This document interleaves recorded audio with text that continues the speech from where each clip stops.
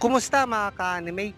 Madami na akong nakikitang katanungan sa ating comment section about sa kung ano ang nangyari sa Sanpakto ni Ichigo. Dahil sa final arc ay ipinakita na dual blade Sanpakto ang ginagamit ni Ichigo. Ang isa ay kumakatawan sa pagiging Shinigami at Hollow at ang isa naman ay kumakatawan sa pagiging Quincy. Sinagot na ito ni Kubo pero ipapaliwanag ko ito sa mas simpleng pamamaraan at bibigyan natin ng linaw ang mga sinabi niya. Flashback muna tayo ka-anime. Ang Sangetsu ay nagawang maputol ni Hashwolk. Dahilan kung bakit kinailangan ni Ichigo na maayos ito. Sinubukan niya itong ipaayos kay Mayuri. Pero ayon kay Mayuri na hindi niya ito basta-basta magagawa. Dahil dito ay isinama siya ng isa sa mga Royal Guard upang maayos ito. Dito din ipinakilala ang mga Asauche. Sa unang subok nga ni Ichigo ay hindi niya ito nagawa dahil hindi niya pakilala ang kanyang buong pagkatao. At dahil dito ay papasok na ang chapter about sa everything about Rain.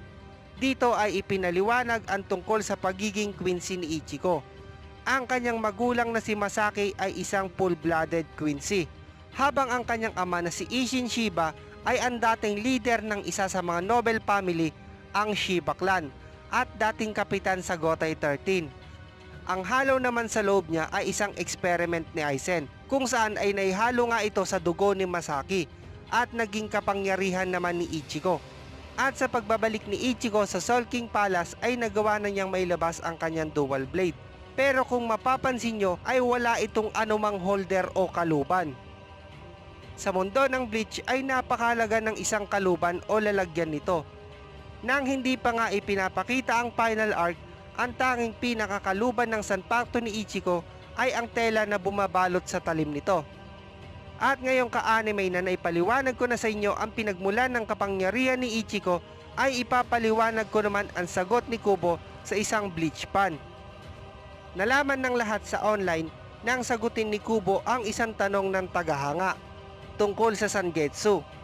Nais malaman ng tagahanga ng Bleach kung maaaring pumili si Ichigo sa pagitan ng kanyang Sanpakto na magkaroon ng isa o dalawang espada.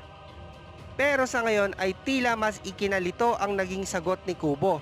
Pero ipapaliwanag ko ito ka-anime para mas ma-enjoy nyo.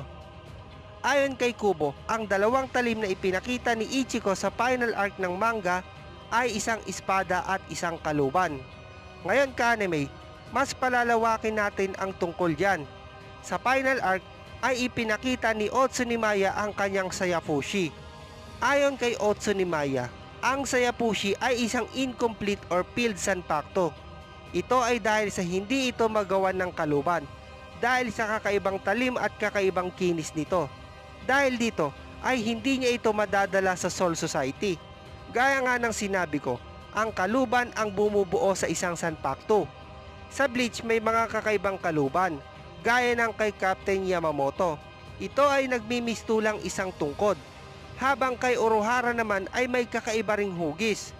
Sa pagre-release nga ng Bankai ni Ichigo ay pinagdidikit niya ito, kung saan ay nakakabuo ito ng iisang Sanpakto. Gaya nga ng ginagawa ni Ikako ka-anime, pinagdidikit din niya ang kanyang kaluban at Sanpakto nito para mabuo ang kanyang Bankai.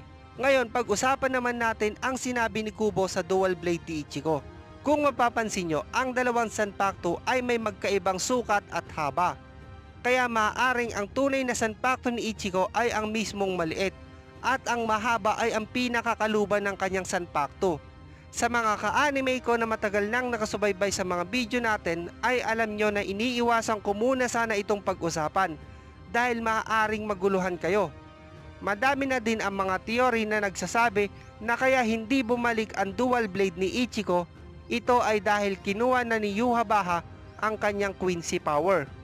Pag-usapan natin ang chapter 681, kung saan nabale ang Sanpakto ni Ichigo at kinuha na ni Yhwach ang kanyang kapangyarihan.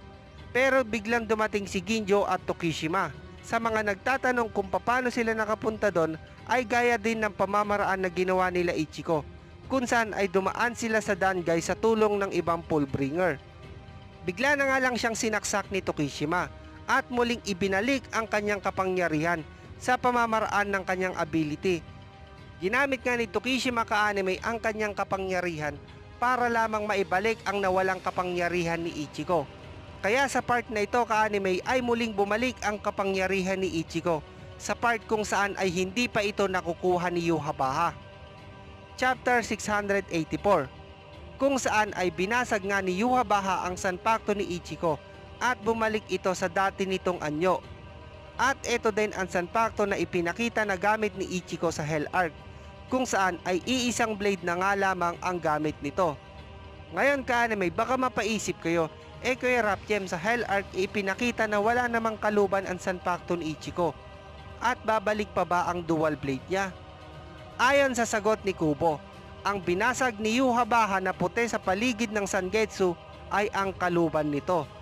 Kaya ibig sabihin ang totoong anyo ng Zangetsu ay ang ipinakita sa huling chapter. Ngayon naman about sa dual blade ni Ichigo.